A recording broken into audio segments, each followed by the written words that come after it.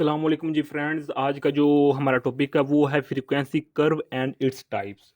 ये आज का हमारा टॉपिक है, तो इस पर बात करने की कोशिश करते हैं। तो ये हमारा लेक्चर नंबर 26 है, क्योंकि हमने एक सीरीज स्टार्ट की हुई है प्रोबेबिलिटी एंड स्टैटिस्टिक्स की। ओके, ये हम एक सीरीज स्टार्ट की हुई है। इन तमाम टॉपिक्स पर हमने पिछली वीडियोज़ में बात की हुई है। अगर आप लोगों को ये टॉपिक्स आते हैं तो बेस्ट है, बल्कि बेस्ट पर बेस्ट है। अगर अपने टीचर समझे हुए हैं या किसी यूट्यूबर से समझे हुए हैं, आपको ये टॉपिक्स आते हैं तो बेस्ट है।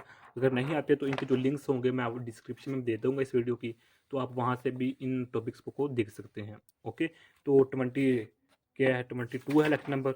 तो 23 में हम पाया डायग्राम पर बात की थी, 24 में हमने हिस्टोग्राम पर बात की थी, 25 में हमने हिस्टोग्राम एंड फ्रीक्वेंसी पॉलीगॉन पर, लास्ट वीडियो में हमने इस पर बात की थी। और आज का जो हमारा टॉपिक है वो है लेक्चर नंबर 26 है, जो कि है frequency curve and its types.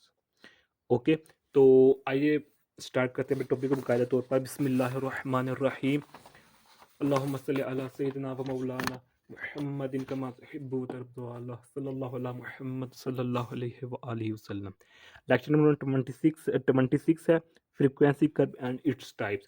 अगर आप लोगों ने जो हमारा लास्ट वीडियो है अगर उसको देखा है तो इस टॉपिक को समझना आप लोगों के लिए कोई मुश्किल नहीं होगी। ओके, जो हमारे पास हिस्टोग्राम एंड फ्रीक्वेंसी पॉलीगॉन है, बेसिकली ये जो टॉपिक है ये बिल्कुल इसी से सारे रिलेटेड है। क्योंकि जो लास्ट वीडियो थी वो लंबी हो जाती है, तो इसलिए हमने इसको दो पोर्शन में डिवाइड कर लिया है। ओके, बेसिकली ये एक ही टॉपिक है। डन हो गया। तो अगर आपको ये टॉपिक आता है तो बेस्ट, अगर नहीं आता तो इनका इसका जो लिंक है वो डिस्क्रिप्शन में दिया गया है, तो आप वहाँ से देख सकते हैं। ओके, तो देखें कि सबसे पहले इसकी जो डेफिनेशन में देखते हैं फ्रीक्वेंसी कर्व की क्या है definition. A frequency curve is smooth curve for which the total area is taken to be unity या यूनिटी। अब इसको डेफिनेशन को हम बाद में समझने की कोशिश करेंगे, पहले इसको हम एग्जांपल की समझने की कोशिश करते हैं कि जो हमारे पास फ्रीक्वेंसी कर्व होता है बेसिकली हमारे पास एरिया इसने यानी कि कवर किया होता है। तो जो वो एरिया होता है वो हमें कुछ बता रहा होता है। डन हो गया। अब इसको हम एग्जांपल की समझने की किस तरह कोशिश करते हैं, ये देखें। सपोज करें कि एग्जांपल हमारे पास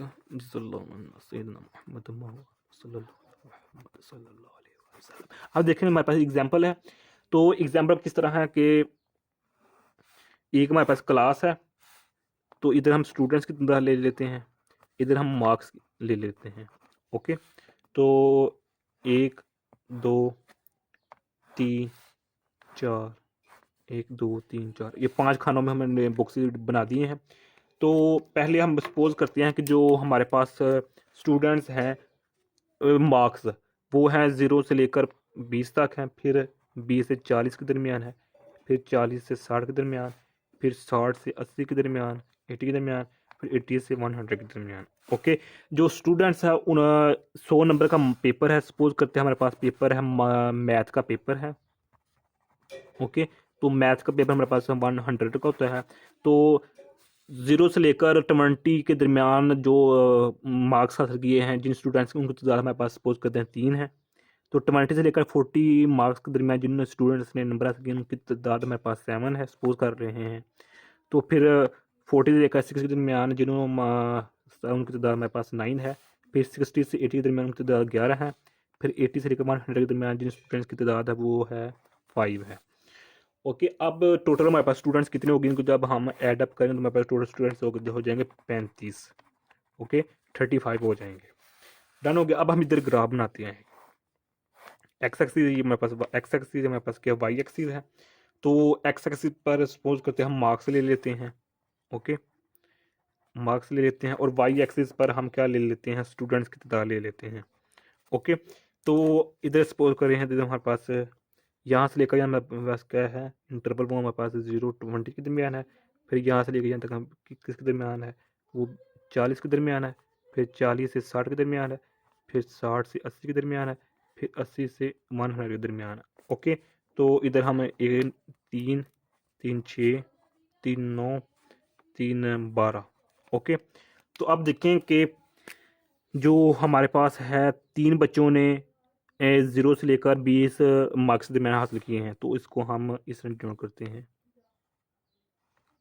ओके, फिर क्या है 7 बच्चों ने कितने 20 से 40 के दरमियान हासिल किए हैं, तो ये 6 है, तो ये 7 होगा इधर। ओके, तो फिर 9 बच्चों ने जो हासिल किया, स्टूडेंट्स ने मार्क्स वो 40 से लेकर 60 के दरमियान हासिल किए हैं, 9 है, तो 9 इधर होगा हमारे पास, ऐसे होगा। Okay done. फिर आगे 11 बच्चे हैं जिन्होंने ऑलमोस्ट 60 से लेकर 80 के दरमियान तो ये 12 है, तो 11 इधर होगा हमारे पास एक।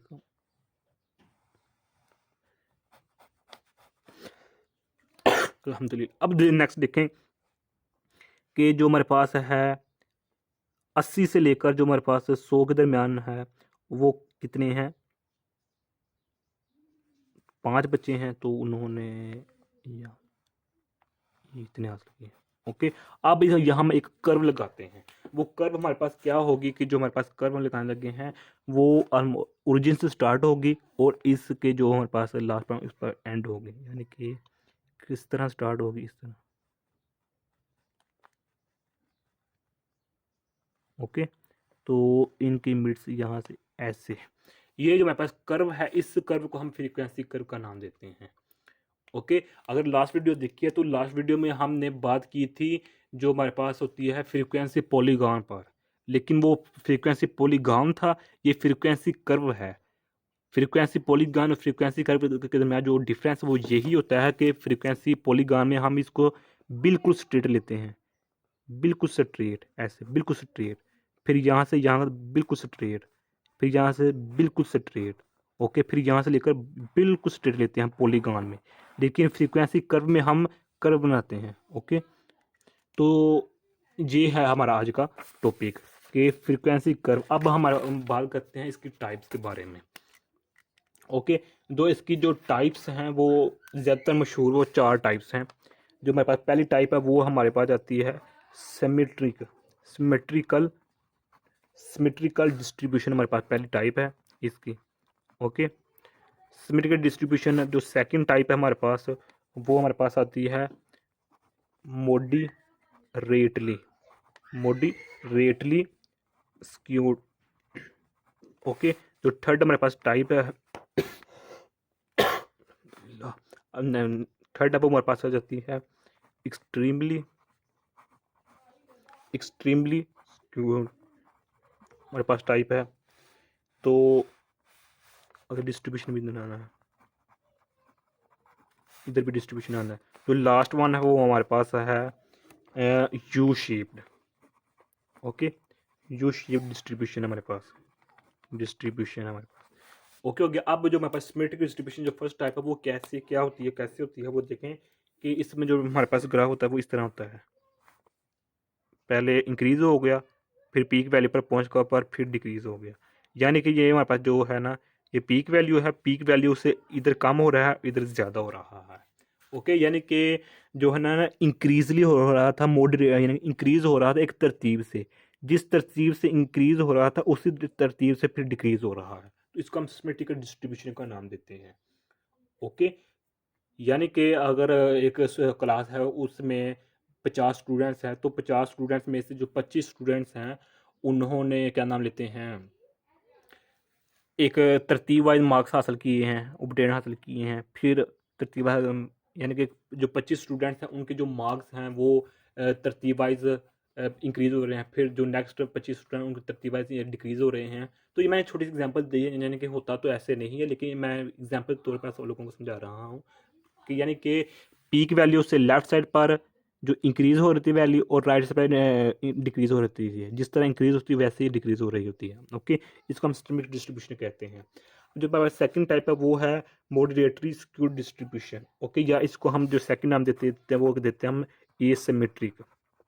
ओके, एसिमेट्रिक डिस्ट्रीब्यूशन का नाम देते हैं। अब इसमें बस देखें कि जो हमारे पास इसमें ग्राफ होता है वो इस तरह होता है कि इंक्रीज हो रहा होता है, पहले इंक्रीज करता है, फिर जो है ना लार्जली तौर पर डिक्रीज करना शुरू कर देता है। ओके, यानी कि पहले इंक्रीज तो करता है, जिस तरतीब से इंक्रीज करता है उस तरतीब से डिक्रीज नहीं होता। ओके, ये हमारे पास मॉडरेटरी स्क्यूड डिस्ट्रीब्यूशन या एसिमेट्रिक डिस्ट्रीब्यूशन होती है, या इसको हम दूसरी फॉर्म में इस तरह भी लिख सकते हैं कि इस तरह। ओके, अब इसके हम थोड़ी मिसाल लेना चाहें तो सेकंड टाइप है को चूँकि हम जो हम कोविड-19 की घेर में अभी भी हम कायद हैं। अगर हम अपने पाकिस्तान की बात करें तो पाकिस्तान में अभी भी जो कोरोना की लहर वो चल रही है।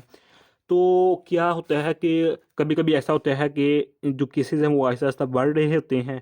फिर ऐलान होता है, हम न्यूज़ एआईआर न्यूज़, जी न्यूज़ से, 92 न्यूज़ से हम सुनते हैं कि हेडलाइन से सुनते हैं, किसी से भी सोर्स से हम सुनते हैं कि जो कोरोना की केसेज़ है वो एकदम से डिक्रीज़ करना होना शुरू हो स्टार्ट हो जाती है। ऐसा भी पॉसिबल होता है। ये मैंने एग्ज़ाम्पल के तौर पर लोगों को समझाया हुआ है। ओके, अभी मेरे पास जो थर्ड टाइप है वो है एक्सट्रीमली स्क्यूड। अब इस एक्सट्रीमली स्क्यूड में क्या होता है कि जो हमारे पास होता है, ये देखें कि एक जो पॉइंट होता है वो मैक्सिमम होता है। ओके, ऐसे होता है, यानी कि ये एक्सट्रीमली, या एक्सट्रीमली को हम सेकंड नाम देते हैं जे, जे डिस्ट्रीब्यूशन का नाम भी देते हैं। ओके, जे डिस्ट्रीब्यूशन में हमारे पास जो एक पॉइंट होता है वो पीक वैल्यू पर होता है, फिर वो तरतीबवार कम हो रहता है, या फिर इसको इसको हम ऐसे कह सकते हैं। अब इसकी हम एग्जांपल लेना चाहिए, चूँकि हम हमारा ताल्लुक हम अल्हम्दुलिल्लाह मुसलमान हैं। तो जो हमारे पास मुसलमान में जो पहले खुलफ़ाए राशिदीन हैं, यानी कि जब नबी पाक सल्लल्लाहु अलैहि वसल्लम की ज़ाहिरी वफ़ात हो चुकी थी, उसके बाद हज़रत सैयदना अबू बकर सिद्दीक़, फिर हज़रत सैयदना उमर फ़ारूक, फिर हज़रत सैयदना उस्मान गनी, फिर हज़रत सैयदना मौला अली आए थे। तो वो क्या था कि नबी पाक अलैहिस्सलातु वस्सलाम के आने से पहले क्या था कि बहुत बुरा सलूक किया जाता था माँओं बहनों के साथ, लोगों के साथ, इंसानियत की धज्जियाँ उड़ाई जाती थी। तो जब नबी पाक अलैहिस्सलातु वस्सलाम आए, तो नबी पाक अलैहिस्सलातु वस्सलाम की ज़ाहिर वफ़ात के बाद हज़रत अबू बकर के बाद हज़रत उमर के बाद हज़रत अबू उस्मान गनी के बाद हज़रत मौला अली, फिर हज़रत हसन मुज्तबा, फिर हज़रत अमीर मुआविया। फिर यानी कि क्या है कि जब नबी पाक अलैहिस्सलातु वस्सलाम आए थे, तो जो इंसानियत की जो वैल्यू थी वो इंक्रीज़ करती जा रही थी। ओके, तो इंक्रीज़ करती जा रही थी। तो फिर पता है, जब अहद नबवी से जैसे-जैसे हम दूर होते जा गए, तो हमने अपना एक तरीक़ में यानी कि सुना है कि पढ़ा भी होता है कि मुसलमान फिर गुलाम हो गए थे। ओके, अगरचे ज़ाहिरी तौर पर नहीं तो, लेकिन पहले ज़हनी तौर पर गुलाम हो गए थे, फिर ज़ाहिरी तौर पे गुलाम हो चुके थे। तो ये एक तरह की मैंने एग्ज़ाम्पल की समझाने की आप लोगों को की कोशिश की है। ओके, इधर आप और कोई भी जो हमारे पास एग्ज़ाम्पल होती है वो कोट कर सकते हैं। ओके, इधर आप कोरोना वायरस की भी है कि जो वो एग्ज़ाम्पल कोट कर सकते हैं कि इंक्रीज़ेज़ होते हैं, हो रहे हैं, होते हो रहे हैं। तो अब वो घटने के कोरोना वायरस को नाम नहीं ले रहे हैं। ओके, तो ये भी एग्ज़ाम्पल हो सकती है।